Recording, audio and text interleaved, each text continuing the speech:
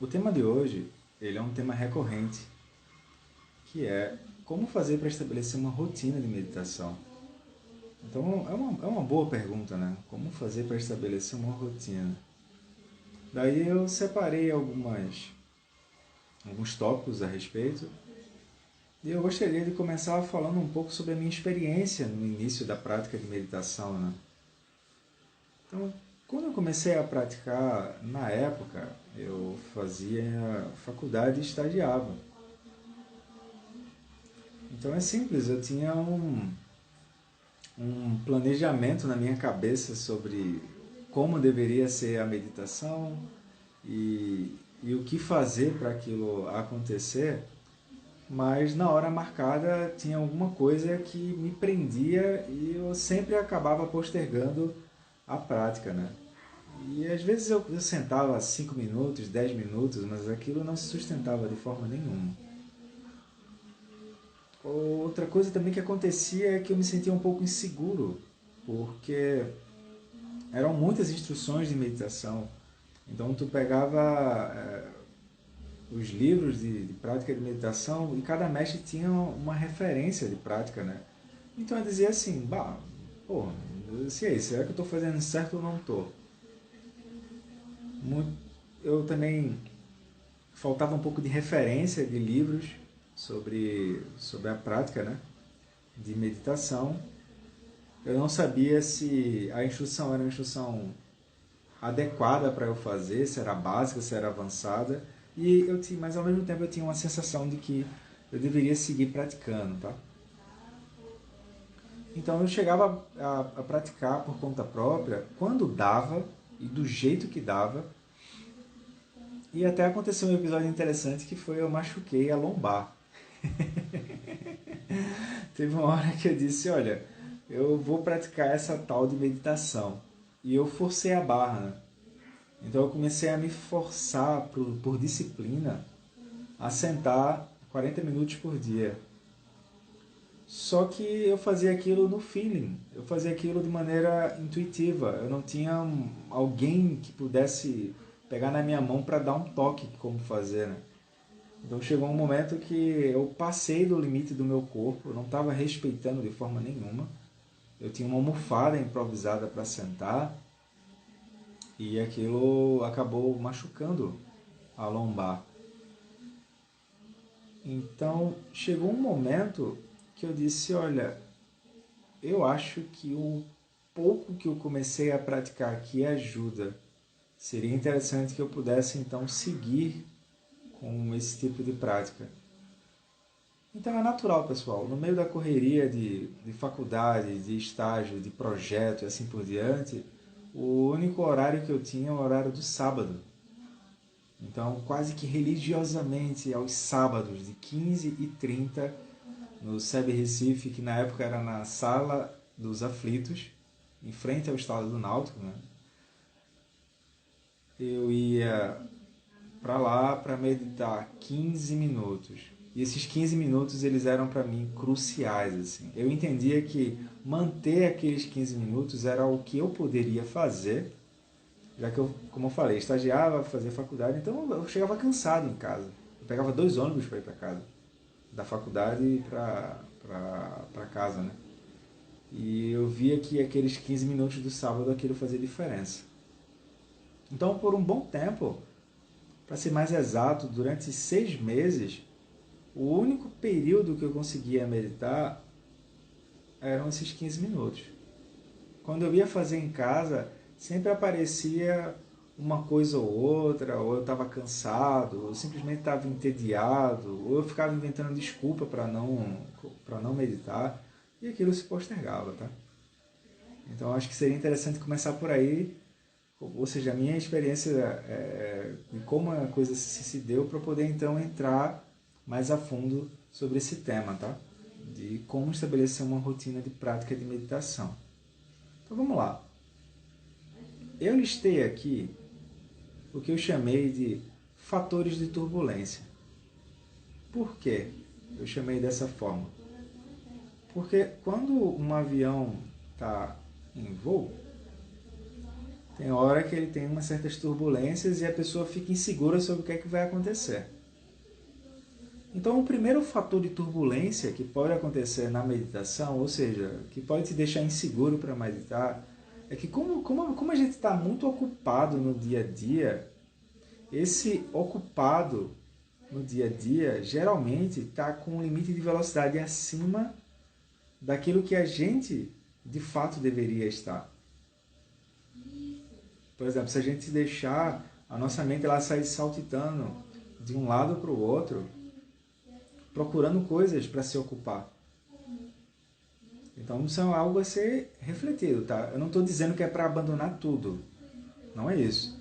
Mas é que como sem uma clareza ou um discernimento sobre como que nossa mente opera, a nossa própria mente sai saltitando de um lado para o outro, ocupando a nossa agenda com coisas. Coisas que às vezes são essenciais e coisas que são simplesmente encheção de linguiça na nossa agenda, tá? Então, primeiro ponto, olhar como que essas ocupações, esse excesso de atividades, ele mexe com o nosso dia a dia. Tá? Não tem dois lugares, pessoal. Não existe isso de ter dois lugares. Um lugar na meditação e um lugar no dia a dia. Não tem isso. A meditação e o dia a dia, elas estão em comum acordo, tá? Segundo lugar, justamente olharmos essa questão do cansaço. Cansaço é um nível de tensão. Né? Então, se está tensionado, significa que alguma coisa está passando do limite, tá? Alguma coisa está passando do limite. Terceiro fator de turbulência. A única reflexão que a gente sabe fazer sobre nós mesmos é ficar irritado sobre como as coisas deveriam ser ou como deveriam ter sido. Não é para ser assim, né? A reflexão que a gente deveria ter é, de fato, uma autocrítica positiva. Na verdade, uma autocrítica além de positivo e negativo, porque a gente tem a tendência, né, a querer o que é positivo e querer evitar o que é negativo, e a gente está desconfiado que isso não é o ponto, não é o ponto. Mas a gente se irrita com aquilo. E aí vem uma autocrítica que é uma voz que fica buzinando no nosso ouvido, né? Às vezes também um fator de turbulência que perturba um pouco a nossa meditação é simplesmente a gente estar entediado. Aí a gente senta para meditar e a gente quer que a nossa prática supra essa sensação de tédio. Tá? Quinto ponto e crucial, a gente é muito impaciente, pessoal. A gente quer resultado imediato. A gente vai para, por exemplo, uma sessão de terapia, a gente vai na primeira sessão e depois não volta mais, porque a gente quer que a outra pessoa resolva os nossos problemas. Em que mundo a gente está, que a gente está achando que vai ter alguma pessoa fora que vai resolver os nossos problemas, pessoal? Então, olhar para essa sensação de imediatismo, tá? E não precisa se culpar por isso, se por acaso notar que tem esse imediatismo, tá? Porque ficar se culpando também está perdendo tempo, não resolve nada. Mas é a questão de o quão impaciente a gente é, porque a gente quer tudo para ontem. E esse movimento de seguir com tudo para ontem não tem levado a gente para lugar nenhum, entende? Esse imediatismo só faz desgastar a gente cada vez mais. Olha o quanto de relação a gente deixa de aproveitar conosco e com as pessoas, porque a gente quer tudo para ontem. Outro ponto, e o último fator, que eu chamo de 6 fatores de turbulência na meditação. Né? O sexto fator é querer pegar a meditação para ser o que eu chamei aqui de produtivo, entre aspas.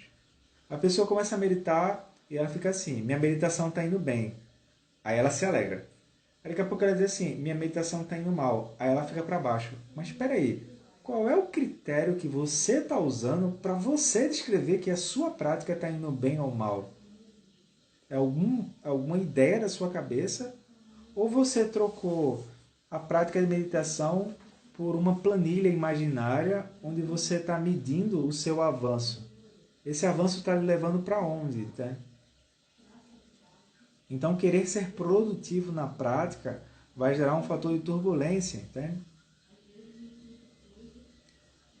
outro ponto. Aí primeiro eu falo da desgraça, tá, pessoal? O truque é esse. Primeiro eu falo da desgraça, depois eu entro na parte boa, tá? Esse é o acordo que a gente fez aqui. Trouxe aqui 4 padrões nocivos que também dificultam o avanço na prática de meditação. Roberto, por que você está começando por isso? E quando você sentar para meditar, que você perceber que esses padrões estão surgindo, você não precisa achar que o problema é você. Esse é o truque. Então, primeiro padrão nocivo, tá? Que dificulta o avanço da nossa prática da meditação. O primeiro padrão é a comparação. Vou dar um exemplo. Quando o Chagdud Rinpoche, que foi um grande mestre do budismo tibetano, um mestre realizado do Dzogchen do budismo tibetano, que introduziu um dos pioneiros do budismo nos Estados Unidos e aqui também no Brasil. Quando o Chagdud Rinpoche chegou nos Estados Unidos, aí era aquela coisa, né? É tipo assim, é como se ele tivesse chegado nos Estados Unidos e ele era como se fosse um astro do rock. O americano tem disso, né? Qualquer coisa para eles vira farofagem, assim. Aí quando o Chagdud Rinpoche chegou nos Estados Unidos, o pessoal disse, ele é um mestre oriental, vamos entrevistar ele. Aí quando ele chegou para ser entrevistado, o jornalista perguntou, Rinpoche, quanto tempo você medita por dia? Essa pergunta de perguntar quanto tempo você medita por dia é uma pergunta comparativa. Ou seja, quanto tempo você medita por dia? Aí o Rinpoche olhou assim, calmo, sereno, assim, olhou no olho do jornalista, aí disse, 24 horas.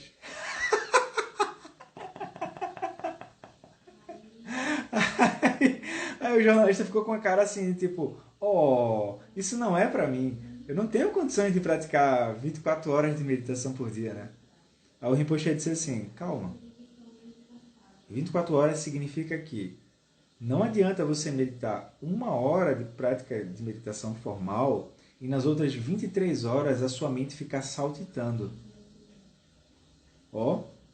Bonito, hein?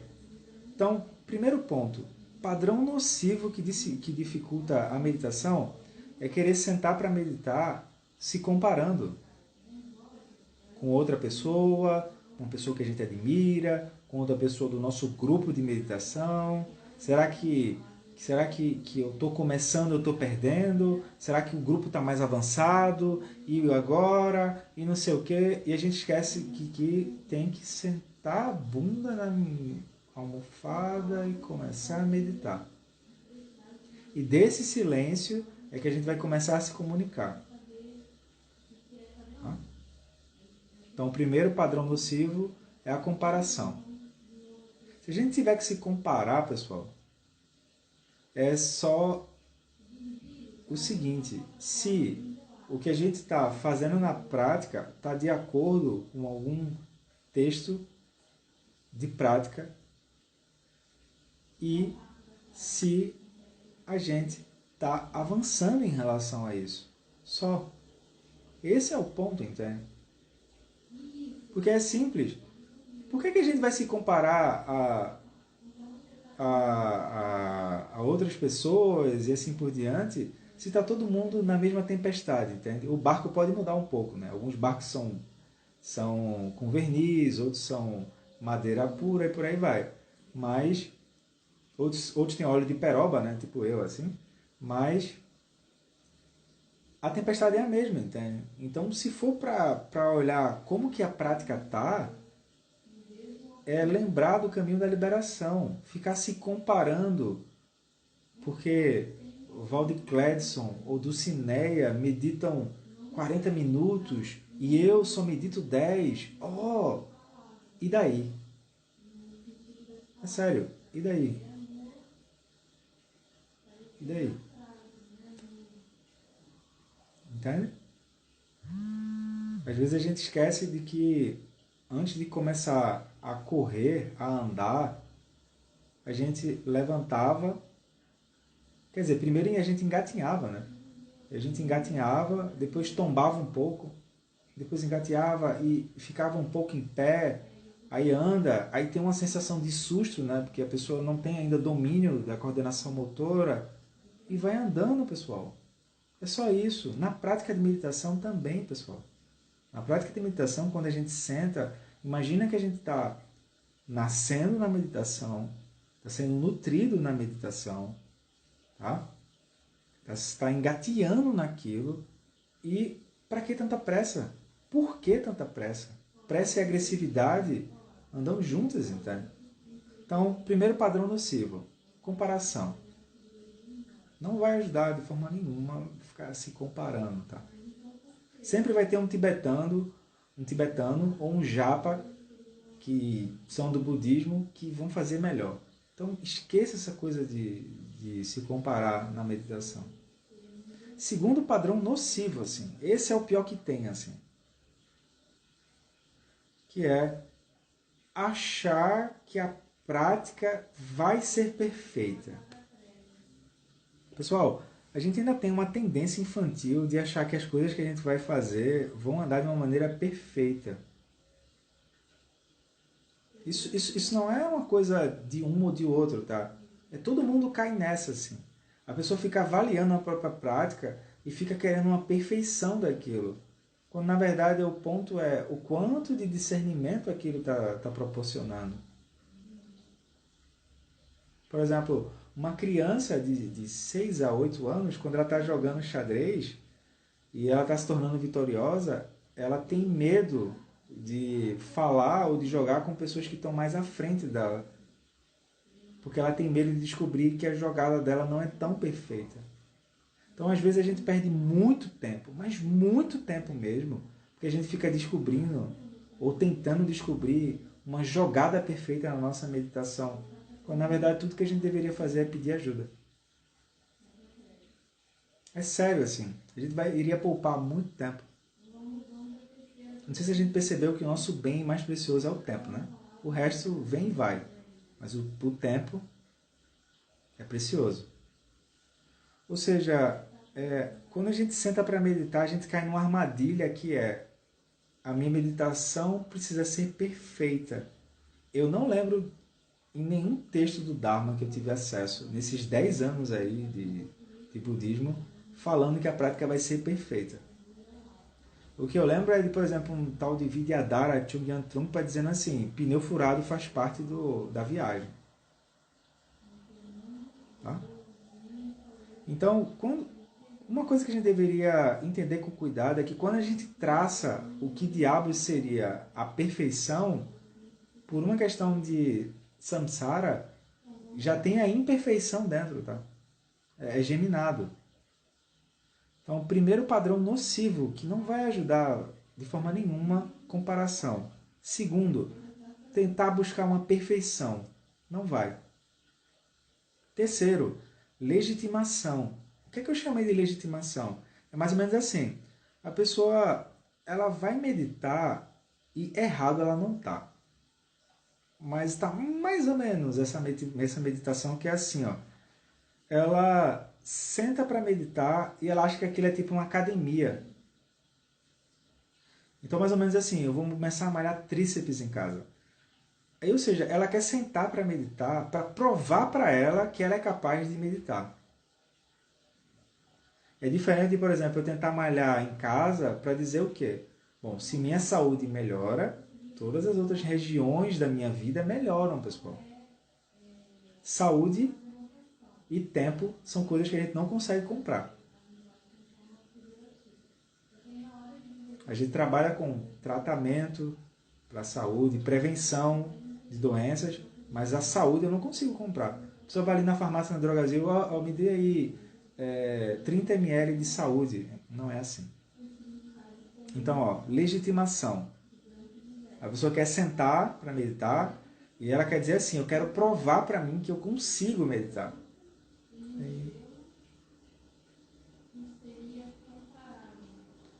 Uma coisa que eu lembrei agora, para complementar, o item 2, que é um dos padrões nocivos, essa busca pela perfeição, é mais ou menos assim, a pessoa vindo conversar comigo dizendo assim, eu não consigo fazer a minha mente parar de pensar. Eu vou dizer, Ótimo, eu também não. Ou seja, de onde é que ela tirou que ela vai parar de pensar, entende?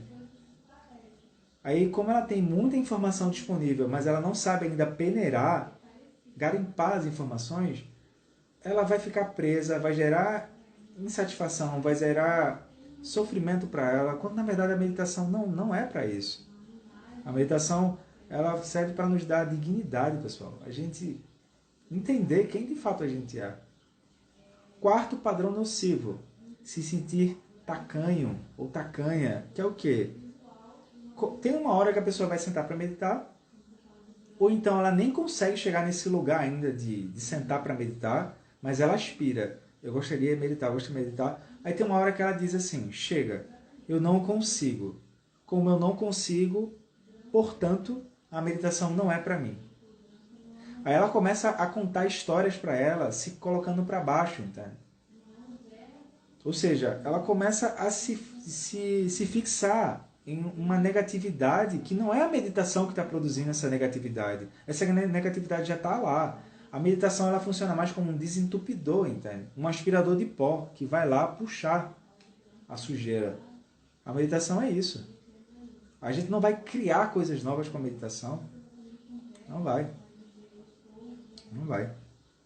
Então, por exemplo, ao invés de a própria pessoa parar assim e dizer, respirar fundo e dizer, peraí, para onde é que essa mente tacanha está me levando? Essa mente estreita, essa mente pequena, para onde é que ela está me levando, hein? Quer dizer que a meditação não serve para mim? Como assim? Vamos lá. Na vida real, pessoal. Vamos lá, vamos partir agora para a vida real. A vida real, a meditação, ela vai funcionar como um tipo de investimento. Precisamos investir na mente. Então, o investimento não é uma coisa que tem um retorno a curto prazo. Se vocês forem aprender a meditar e alguém disser que vai ter um retorno de imediato, assim, pode ligar para o número da polícia e fazer a denúncia. É charlatanismo isso. O resultado da prática de meditação, ele vem como um efeito colateral. Como, por exemplo, quando a gente começa a malhar, a fazer práticas de exercícios físicos, aquilo leva um tempo para ser internalizado, entende? Os hábitos que a gente tem levam tempo para serem internalizados. Então, ó, primeiro lugar, na vida real é assim, vamos meditar. Vamos. Coloca aí pelo menos 6 meses para começar a fazer efeito de fato. O pessoal do Psicologia Contemplativa entrou aqui, né? Passa assim do caminho. Então vamos lá, a pessoa está fazendo terapia, ela quer fazer uma terapia com o pessoal do Psicologia Contemplativa e quer um resultado em 1 mês. O pessoal do Psicologia Contemplativa, o pessoal sério, vai dizer assim, procure outro profissional. Não tem como ter um resultado em 1 mês apenas, entende? Então vamos lá, pelo menos 6 meses, tá? Pelo menos 6 meses. 10 minutos a 40 minutos. Ô Roberto, mas eu tenho 1 hora para meditar. Certo, 1 hora tem 10 minutos, tá bom? Vamos começar com 10 minutos. Vamos começar com 10 minutos. Nesses 10 minutos, é natural que você vai se habituando àquilo, entende? Pessoal, uma boa coisa de comparar a meditação é passar fio dental na boca. Você precisa aprender a gerar o hábito daquilo. E na boa, quando foi a última vez que a gente visitou o fio dental, a gente entende que aquilo é bom para a nossa saúde, mas a nossa mente está saltitando de um lado para o outro, entende? Então o que acontece? Pelo menos 6 meses, tá? Pelo menos 6 meses, para aquilo ficar bem. 10 minutos, no máximo 40 minutos. Roberto, mas eu disse que eu tenho 1 hora. Tá certo. Então, se você disse que tem 1 hora, comece com 10 minutos. Porque às vezes você quer começar muito por cima e você não sabe nem o que vai acontecer na meditação, você nunca meditou antes. Para que começar por cima? Você está querendo provar o quê? Lembram dos 4 padrões nocivos? Comparação, perfeição, legitimação e a mente tacanha. Entende? Ó, quanto mais a gente medita, pessoal, mais a gente tem uma clareza sobre o que é que a gente é e o que é que a gente não é. Por exemplo, na comunidade da Roda do Dharma, a gente tem trabalhado bastante o mapa das emoções. Quais são as nossas criptonitas, pessoal? Porque é simples. Aquilo que eu não tenho discernimento, eu não tenho como amar, entende? Porque aquilo que eu não tenho discernimento vai produzir medo, vai produzir aversão. Entende? Então, quanto mais a gente medita, mais a gente descobre isso. Quando a gente começa a praticar, a gente começa a ver que os obscurecimentos mentais é que são os nossos verdadeiros inimigos na prática. Então a gente entende, por exemplo, crucial, pessoal, se possível, comecem a assistir a vida do Buda. Por quê? Porque quando tu entende a vida do Buda, tu entende que quando o Buda senta para meditar, ele não encontra um céu com um bocado de ursinho carinhoso esperando ele, entende? Ele entende, na verdade, que a mente é a criadora do céu e do inferno. E quando ele senta para meditar, quem é que ele encontra? Orgulho, inveja, desejo, apego, raiva, carência e assim por diante. Entende? Então, às vezes é interessante pegar essas histórias de vida das pessoas que vieram antes para a gente poder ter referência. Por exemplo, pô, eu tô aqui meio mal, aí vou lá fazer um tratamento com o pessoal da psicologia contemplativa. Ah, um perfil massa, bacana e tal. Aí eu fui no primeiro dia e me senti bem. É mais ou menos isso, né? Agora vamos lá.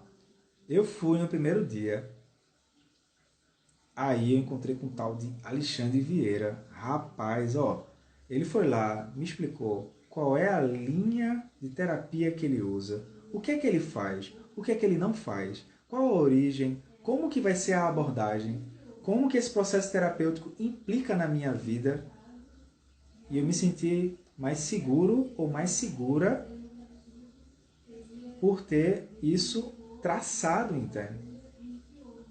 Então, às vezes, a gente precisa falar um pouco do passado só para entender como é que a tradição está chegando na gente, tá? O Dzongsa Khyentse, ele fala muito disso.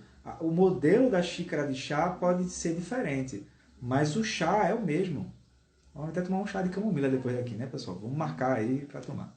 E vamos voltar. Quando a gente também começa a praticar como um hábito,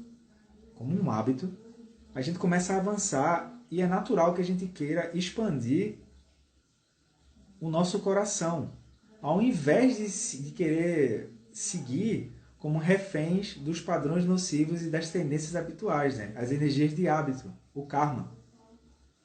É natural, é uma coisa natural, pessoal. Vamos supor que a gente está com uma bula aqui e tem assim, meditação, e tem efeitos colaterais. Um dos efeitos colaterais é esse. Porque a pessoa não quer ficar à mercê disso. Por exemplo, ela entende que as relações que ela teve para trás e as relações que ela vai ter para frente dependem do lugar onde a mente dela está. É mais importante entender o lugar que está atrás dos olhos e que faz tudo funcionar do que as conclusões que a gente tem a respeito das coisas. Isso é mais importante, pessoal. Porque as conclusões elas são ambíguas. Não sei se a gente já percebeu assim.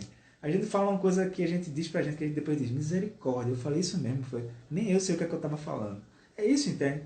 Então é assim, somos pouco confiáveis. A pessoa bota lá, descrição, descrição do Facebook, bota lá, pouco confiável. É a melhor descrição que a pessoa poderia ter. Descrição do Instagram, pouco confiável, entende? É a melhor descrição, é a descrição mais honesta que a pessoa poderia ter. Por quê? Porque uma hora ou outra vem alguma energia de hábito e assalta nosso corpo, energia e fala. E mente também. Mas a pessoa começa a praticar e ela entende que pequenas mudanças surgem com regularidade. Pequenos hábitos, entende?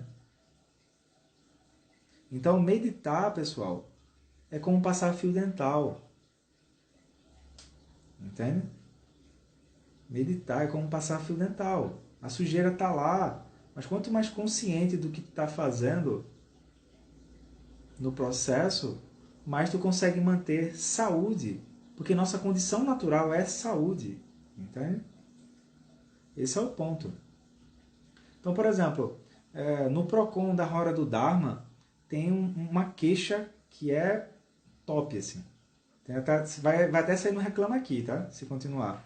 Que é assim, comecei a meditar. Ótimo. Aí assim, eu tô sentindo falta de uma nova instrução. Aí a pessoa diz, tá.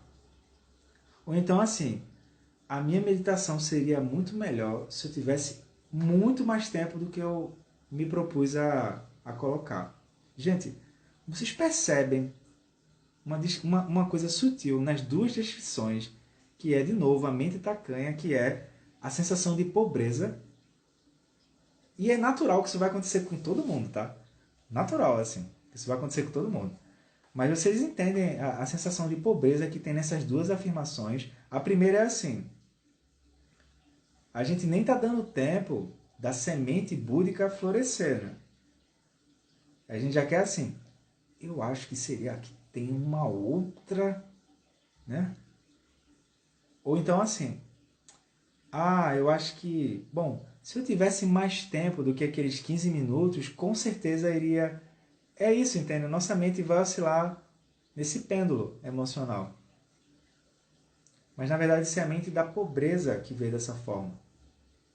Porque a gente não consegue viver o contentamento que é simplesmente parar e se sentir vivo, além do processo neurótico da mente, entende? Isso é mais importante do que ficar avaliando o processo. Isso é mais importante. Por quê? Porque para você avaliar o processo, seria interessante que antes de começar a se ver avançando ou regredindo, você tivesse um referencial que está à sua frente, né?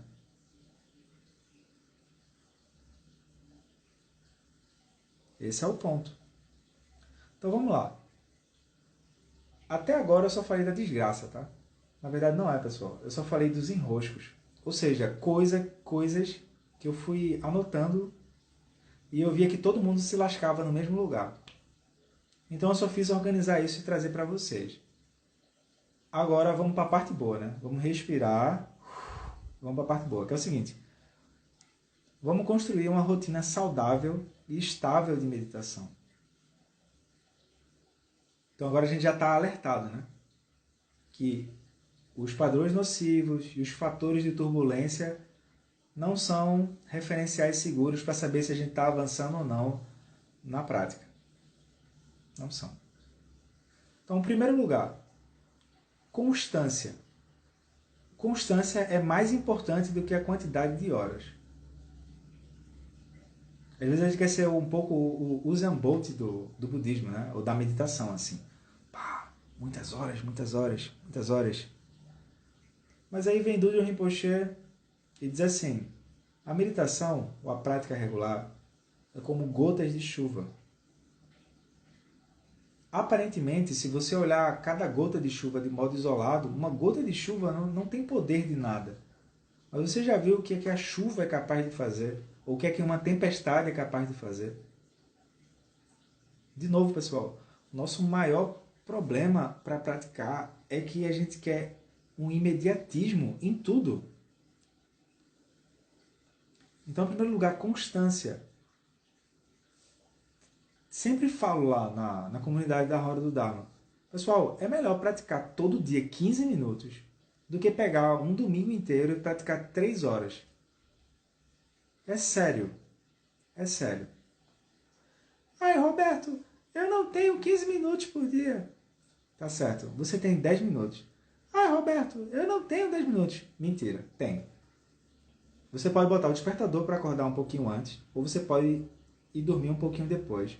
E outra coisa, quanto tempo mesmo que tu passa vendo Netflix, seriado? Quanto tempo que tu passa no Instagram vendo um bocado de conta que não acrescenta em nada na tua vida? Vendo um bocado de frase motivacional que não transforma nada também na tua vida? Aí a pessoa dizer que não tem 10 minutinhos. Pô, Roberto, mas é porque eu passo muito tempo trabalhando. Faça o seguinte, vá pro banheiro, faça o que você tem que fazer, aproveite que você está sentado e fique ali 5 minutos. A gente até tá com essa campanha na Hora do Dharma, né? Hashtag pelo menos 5. Porque pelo menos 5 minutos a pessoa tem, pessoal. Agora, a pessoa quer que a gente valide a mente pequena que fica, ó, não dá, ó, não tenho, ó, não sei o quê. Isso aí não vai funcionar, pessoal. Isso aí é não assumir a responsabilidade do protagonismo da própria vida, né? A gente está esperando que quem faça a mudança na nossa vida. É isso, entende? Então, em primeiro lugar, constância. Segundo lugar, temos uma tendência a querer pular etapas. Imediatismo por resultados. E daí a gente esquece de ver a meditação como um processo de investimento. É como se fosse assim, pô, vou começar aqui a meditar como se fosse um curso preparatório para alguma outra coisa. O que acontece? A gente tem uma tendência a querer pular etapas, pessoal. Querer pular etapas, um imediatismo, tá? Então, é melhor entender a meditação como um processo. Eu gosto de comparar a meditação como saúde, entende? Agora, se a gente, como a gente tem um hábito, né, de, sei lá, a pessoa está vendo que é a meditação como um curso preparatório para fazer uma prova de pós-graduação, uma prova de mestrado. Ou seja, ela quer pegar aquilo, usar e depois aquilo vai por abaixo, entende? Não é a ferramenta que é o ponto, é o lugar onde ela está vendo. Então, a gente esquece de ver a meditação como um investimento. O Tsugyal Rinpoche fala disso, né, no livro tibetano do Viver e do Morrer. A meditação é o maior presente que a gente poderia se dar. Enquanto a gente está vivo, né? Depois não tem como, né? Item 2. O tempo de prática aumenta como uma consequência natural de uma vida que está compatível com a meditação. Roberto, que diabos é ter uma vida compatível com a meditação? Vida humana preciosa, contemplar a impermanência, contemplar o karma, contemplar o sofrimento e dizer basta, eu não quero ficar dançando o tango do cachorro doido. Eu não quero ficar refém nas situações. Eu quero ter autonomia nas situações. Então, não é o melhor exemplo, mas é a analogia que veio. Eu estou há muito tempo parado na academia, tá? Academia de treinamento, de ginástica mesmo. Então, se eu for voltar agora para fazer supino peitoral, eu não posso e nem vou conseguir subir o peso que eu fazia antes. Agora, é natural que eu volte para um peso mais leve e à medida que eu vá treinando, eu vá aumentando o peso.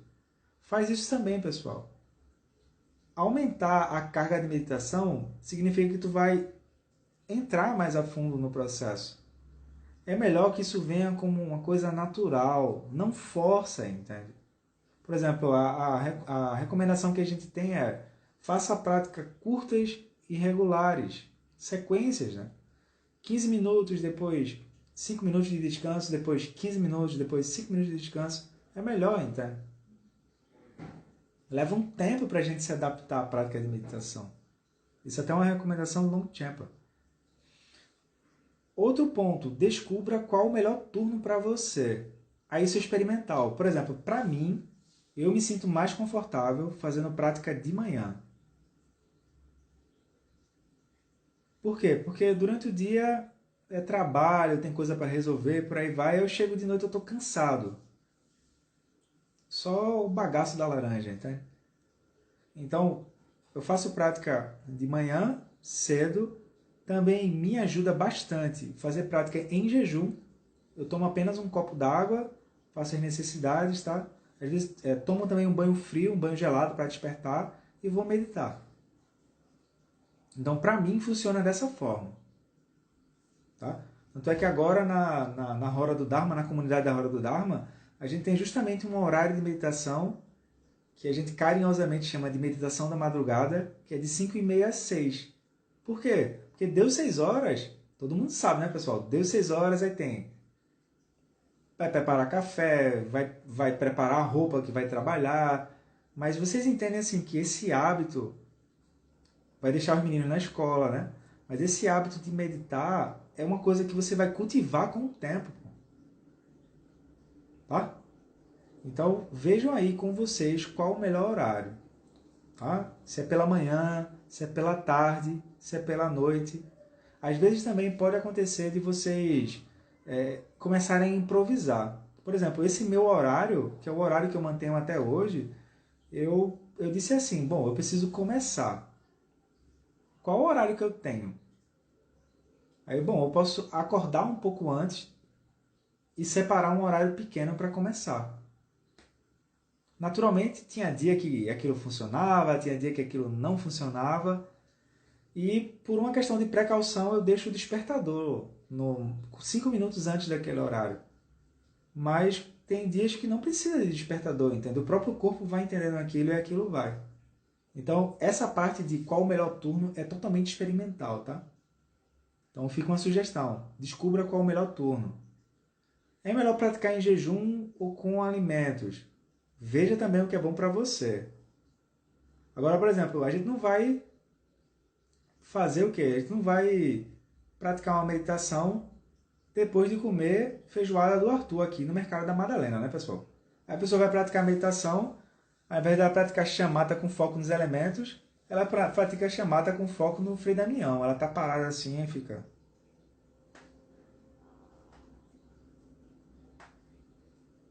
Por quê? Porque o corpo ele tem um processo de digestão, né, que traz energia. Aí é uma questão de bom senso também, tá? A pessoa vai inventar de meditar depois de um rodízio de sushi? Não dá, entende? Então é uma questão de bom senso, tá? Outro ponto. O nosso corpo é nosso aliado. Roberto, eu não faço exercício físico. Eu não disse isso. Eu disse o nosso corpo é nosso aliado. Como é que está a hora de sono? Está bebendo água? Está se alimentando bem? A meditação faz parte da vida, pessoal. É isso, entende?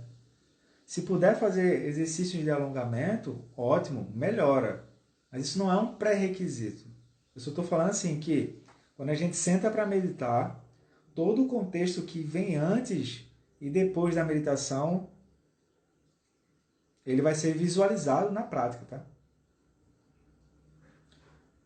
Outro ponto, escolha um local físico na sua casa, de preferência fora do quarto, porque entre a meditação e o travesseiro, é certo que o travesseiro ganha.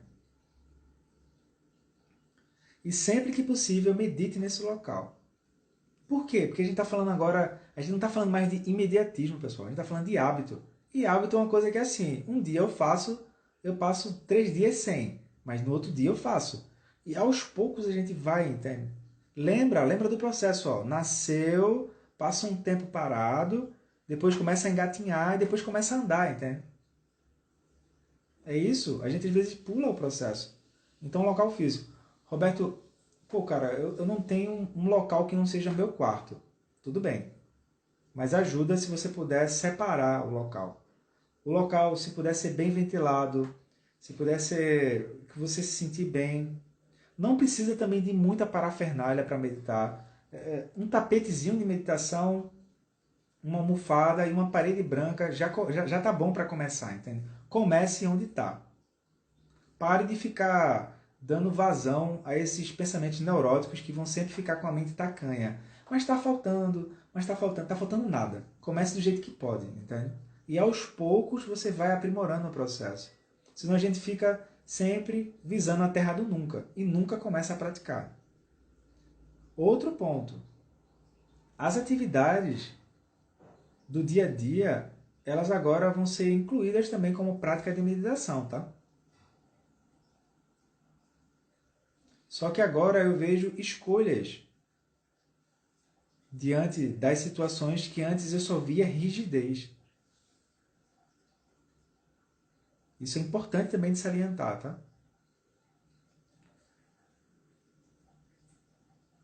Outro ponto, pega leve também, pessoal. Às vezes a gente tem um medo, como se fosse um medo de fracassar. E não é a meditação que é o ponto, não. É um medo inconsciente de se achar um fracasso, por exemplo. Aí vem Roshi Halifax e Kazuaki Tanahashi, que são dois expoentes do Zen Budismo, dizer assim, nós somos dois fracassados do Sansara. Por quê? Porque significa que eles desistiram desse padrão neurótico de ficar se cobrando por algo que às vezes a gente não tem condições de oferecer naquele momento. Então por que é que eu estou falando disso? Gente, tem hora que a gente vai dizer assim, me programei para meditar. Aí acordou com dor de cabeça. Tá bem, pô, solta. Ou então aparece uma emergência. A pessoa tem que socorrer a esposa, tem que levar o filho no hospital, tem um parente que está precisando de uma ajuda. Imprevistos acontecem, pessoal. Aí tu entende aquilo e solta. Tá bem, hoje eu não consegui praticar, mas amanhã tem de novo, né? Amanhã a gente renova a motivação e aos cuidados da impermanência a gente segue, tá? Roberto, você está falando muito aí. Eu quero saber qual é o avanço na meditação. Pessoal, eu não me sinto capacitado de falar sobre quais são os avanços da prática de meditação. Não sou mestre, não sou professor disso, entende? Eu sou só um cara enxerido nisso. Agora, o que acontece? O que eu tenho visto, lido e ouvido é que um dos sintomas da meditação é a capacidade da gente afrouxar a mente e perceber uma flexibilidade diante das situações de desconforto. Agora, eu vou ressaltar isso. Afrouxar a mente e flexibilizar o nosso posicionamento nas situações de desconforto não significa ser um ursinho carinhoso. Significa que justamente porque tu está nessa posição de mente que está flexível, tu consegue fazer o que precisa ser feito. Consegue ser assertivo, consegue ser preciso, entende? Consegue ser cirúrgico na situação. Nem para mais, nem para menos. Quando isso não acontece, a pessoa diz o quê? Volte 4 casas. Que é o quê? Bom, o que é isso que está perturbando o processo? Então eu começo a tomar qualquer situação como uma situação de observatório interno, entende? É uma descoberta interna que a gente vai ter. Tanto as situações que são favoráveis, quanto as situações de desconforto. Tá? Roberto, outra coisa que sempre surge. É melhor ter um horário fixo ou um tempo fixo? Qual o melhor? Vamos lá. Um horário fixo por exemplo, todo dia acordar para meditar de 5h30 às 6 da manhã. Esse é o horário fixo. Mas vamos supor que a pessoa ela tem dificuldade de ter um horário fixo. Aí é melhor ter um tempo fixo, caso a caso. Caso a caso. Eu acho bom delimitar um horário, porque é natural que o nosso corpo vai começando a se habituar àquilo e nossa mente também, tá? Ou seja, todo dia naquele determinado horário, quase que religiosamente, você vai fazer a prática ali, com tempo mínimo, mas faça. 15 minutos. Agora, vamos supor que a gente não tem ainda esse hábito. Então, segura o tempo mínimo e faz do jeito que tu puder. Por exemplo, não deu para meditar de manhã, 15 minutos. Mas à noite, quando eu chegar do trabalho, dá para meditar. Pronto, faça. Porque o que importa é começar. E no meio de onde tu está começando, tu vai revendo a rota, entende? Ao invés de ficar só vendo o que é que vai dar errado. Ou seja, você está com medo de fracassar. Mas a meditação não é sobre isso, entende? A meditação não é sobre a sua biografia, por exemplo. É sobre esse reconhecimento interno de quem de fato a gente é. É isso, entende? Então, qualquer prática... eu não lembro qual foi o ano exatamente. Eu não lembro se foi o retiro de 2016, mas eu lembro do Lama Long Wallace dizer a menos de 50 metros da minha frente, assim, dizer assim, qualquer prática de meditação que você fizer vai ser útil no seu dia. Vai ser útil para o seu bem-estar, vai ser útil para a sua vida. Entende? Então, outro ponto também surge. Como estabelecer uma rotina de prática, né? É melhor fazer exercício antes ou depois da meditação? Vê só. De novo, tem que testar. Teve um tempo que eu fazia muito um exercício de aquecimento antes de sentar. Principalmente quando eu fazia tempos mais longos. Tempos curtos aquilo nem vem nem vai. Também já ouvi pessoas dizendo que quando elas fazem uma caminhada ou quando elas fazem um exercício aeróbico, isso ajuda elas a sentar para meditar. Então tem que ver caso a caso. Não tem uma regra quanto a isso. Tá? Agora vamos para um ponto principal, que é o seguinte. Por que você deveria sentar para meditar? Geralmente, a gente senta para meditar, aí a gente está muito preocupado com a técnica. A gente quer ser perfeito na técnica. Mas é assim, pessoal. Eu posso bater prego com um alicate, né? De pressão. Posso. Mas se eu souber qual é a ferramenta perfeita que eu consigo bater um prego na parede, isso economiza tempo e economiza esforço. Por que você senta para meditar, né? Por que você deveria sentar para meditar? Listei alguns sintomas usuais. Aliviar o estresse e a ansiedade. Tá bem. Em parte. Porque às vezes você vai sentar para meditar e a meditação vai amplificar aquela ansiedade. Só que como você nunca parou para olhar sobre aquilo, você fica achando que está fazendo alguma coisa errada. A meditação nada mais é do que segurar um espelho, pessoal. Só que agora a gente vai segurar o espelho olhando para a mente. Por exemplo, imagine que a gente não tem um espelho ou não tem um celular. Como é que vocês iriam me dizer que eu tenho 2 sobrancelhas? E aí? É isso, entende? Meditar é fazer isso. Só que agora é olhar para dentro, né? Então, aliviar o estresse e a ansiedade ajuda. Meditação ajuda. Ajuda a ser mais focado? Sim. Tanto é que existem treinamentos no exército americano, até onde eu sei, onde tem profissionais atiradores que fazem prática de meditação. Né? Ou então, façam um teste. Pratiquem e vejam como é que vocês conseguem olhar para as situações e ter uma visão mais panorâmica. Ou seja, o foco aumenta. Melhorar o sono. Melhora, com certeza. Por quê? Porque você está agora consciente do que é que lhe tira o sono, é natural que melhore. Melhorar a saúde.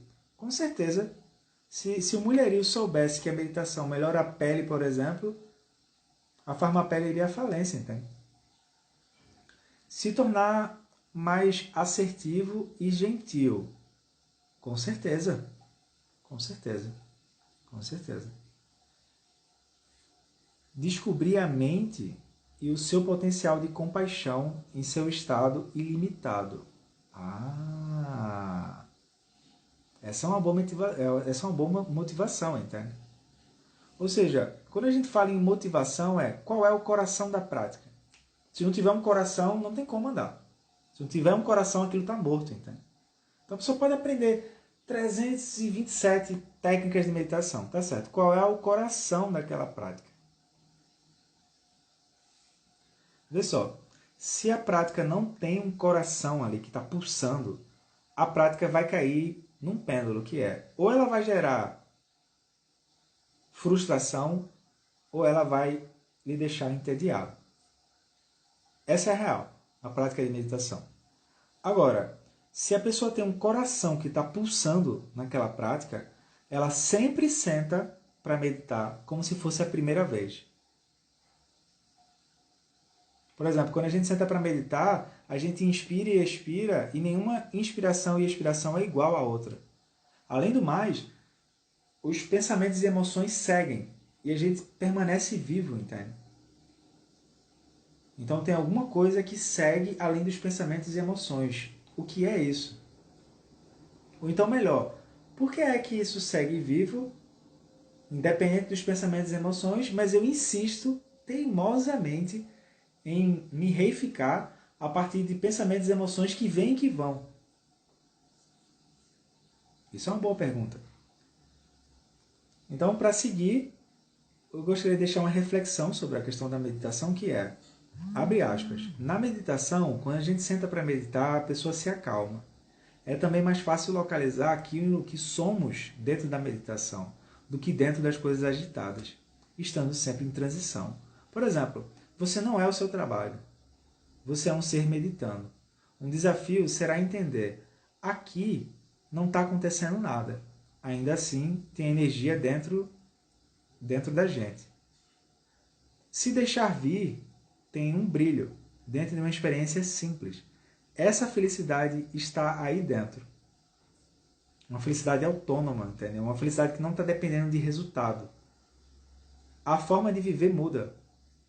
Em vez de chegar nos lugares querendo colher um pouco de felicidade passageira, como um mendigo, o Gollum, né, o Sméagol do Senhor dos Anéis, tu oferece irradiando felicidade. A gente não medita para encontrar felicidade, ela já está com a gente. Só encontramos algo que a gente já tem. Em vez de chegar como alguém faminto, sedento, que só quer demandar, né? Você chega nos lugares como alguém que quer oferecer. Essa é uma citação do Lama Padmasambhava, tá? E, tendo falado isso, eu vou trazer sugestões de o que fazer para melhorar a rotina de prática, ou o hábito de praticar, tá? Eu não gosto muito do termo rotina, porque a gente tem uma coisa de rotina e precisa ter compromisso. Aí compromisso já deixa a gente tenso. Mas o hábito é uma coisa que tu vai fazendo por uma coisa de bem-estar. Por exemplo, será que a gente tem o hábito de escovar os dentes ou não? É uma questão de bom senso, entende? Então vamos lá. Para melhorar a nossa rotina de prática, né, o nosso hábito de prática, em primeiro lugar, participe de retiros com grandes professores e professoras sobre o tema. A gente sempre tem algo que precisa ser melhorado, né, pessoal? 2. Partilhe ideias e experiências da prática com praticantes mais experientes. Não sei se a gente se deu conta. Às vezes a gente está lendo um livro e o livro não tira nossas dúvidas. Alguém mais experiente vai poder tirar dúvida, com certeza. No mínimo vai direcionar, então. Item 3. Leia livros de autores renomados na área, tá? Hoje em dia todo mundo é guru de meditação, né? A pessoa lê o sumário, lê a Wikipédia, faz um curso na Hotmart e acha que entendeu de meditação. Vê só, leia livros de autoridades no assunto, entende? Procura direitinho. Qualquer coisa, entre em contato com a gente, que a gente passa referencial também. Mas entende a profundidade do que é chamado meditação, entende? E não acha que a meditação é tipo uma Benegripe que tu vai tomar e acabou por aí, entende? Não. Assista a vídeos e a documentários sobre o tema da meditação, tá? Então, tem até um post no site da Roda do Dharma sobre 6 documentários sobre meditação que você deveria assistir. E tem também o documentário As Palavras do Meu Professor Perfeito, com o Dzongsa Khyentse Rinpoche. Vale a pena assistir, tá? Vale a pena. Tem um também do Mathieu Ricard, que eu esqueci o nome agora, ó, mas depois eu mando para vocês. Próximo item na sequência. Procure praticar em grupo, pessoal. Procure praticar em grupo. Um grupo presencial ou um grupo online. Pô, Roberto, mas na minha área, no meu estado, não tem grupo de meditação. Tá certo, mas hoje tem muita gente fazendo grupo online de meditação, pô. Tá? E em grupo você sente a energia do grupo. Por exemplo, recentemente a gente fez a imersão de meditação com 2 horas de meditação online. Todo mundo se sentiu ok com a prática, então. Sozinho a pessoa não vai fazer. Sozinho a pessoa não vai fazer isso. Tá? Em último caso, a meditação não é e não deve se tornar um fardo, tá? A pessoa não tem que estar com a sensação de que ela está praticando e está parecendo um cadáver nas costas dela. A meditação é uma ferramenta de transformação. Como qualquer ferramenta, é bom se perguntar o seguinte: será que eu estou usando a ferramenta de maneira correta? Porque às vezes a gente quer um imediatismo que a gente nem se preocupa em ler o manual. Quando foi a última vez que a gente leu o manual de alguma coisa, pessoal? Eu mesmo, faz tempo, sabe, que eu não leio o manual de instruções de alguma coisa. Ou seja, é bom se questionar sobre o que está fazendo na meditação, mas é bom não deixar que os padrões nocivos neuróticos dirijam a nossa movimentação, né, na meditação, entende? Meditar é ferramenta. É melhor entender qual é o coração que está pulsando para a gente poder usar aquela ferramenta, tá? E para finalizar o encontro de hoje, eu vou deixar um relato, um testemunho de um dos maiores professores de meditação da atualidade, que é o Mingyur Rinpoche. O nome do texto é O Hábito de Meditar. Vamos lá, Mingyur Rinpoche. Uma das coisas mais importantes na meditação é que precisamos construir o hábito de meditar. Por quê? Porque tudo que fazemos em nossas vidas, no começo, nos deixa muito animados e depois de um tempo perdemos o interesse. Especialmente se for algum tipo de aprendizado ou transformação. Nós não conseguimos levar adiante por muito tempo. Por quê? Vocês estão vendo que ele é bem chato assim, em ficar por quê? Porque existe algo chamado a força do hábito. Normalmente nós dizemos que temos essa coisa intelectual. Aí a gente diz assim, uau, meditar é uma boa ideia. É sim, com certeza. Aí ele vai dizer na experiência dele. Quando eu era jovem, eu amava meditação. Quando eu praticava meditação, eu me sentia muito bem. Meu coração estava envolvido, havia sentimento. Que máximo! Mas logo depois eu não conseguia meditar com regularidade, porque eu ainda não tinha o hábito. Pô, então se o Mingyur Rinpoche não tinha e desenvolveu, então a gente também pode, pessoal. Eu meditava por 4 ou 5 dias e depois eu ficava sem meditar por 2 ou 3 semanas. Bom, agora já tem uma referência, né? Agora não vale chegar na hora do Dharma e dizer assim, e aí, Dulcinea, como é que tá a tua prática? Aí a pessoa diz assim, eu tô sem meditar 2 ou 3 semanas. Aí eu vou dizer, pô, aí não dá, né? Aí a pessoa diz assim, bom, mas o Mingyur Rinpoche ficou sem meditar por 2 ou 3 semanas. Se vocês fizerem isso, eu vou colocar vocês em exílio, tá, pessoal? Não façam isso. Aí o Mingyur Rinpoche diz assim, então eu meditava de novo. Quando o pânico vinha, então o Mingyur Rinpoche ele sofria de ataque de pânico. Eu meditava novamente. Como que eu faço para lidar com essa força de hábito? Para mudar a força do hábito, eu precisava criar um novo hábito. E para criar um novo hábito, precisamos seguir passo a passo. No começo, você não consegue fazer muito. Que maravilha, pessoal, a gente entender que não consegue fazer muito, entende? E só faz pouco. Que maravilha, só faz pouco. É mais ou menos qual é o quanto de comida que teu organismo começa a digerir, né? Tu tem que ter estômago para aquilo. Se tu colocar uma comida a mais, seu estômago não vai, né? Você ter tempo para digerir aquilo. Depois, nós precisamos de tempo. Pelo menos 20 ou 30 dias. Pelo menos para estabelecer um hábito de meditação, 20 a 30 dias. Digamos que talvez você queira meditar por 30 minutos por dia. Não comece meditando 30, e sim 15.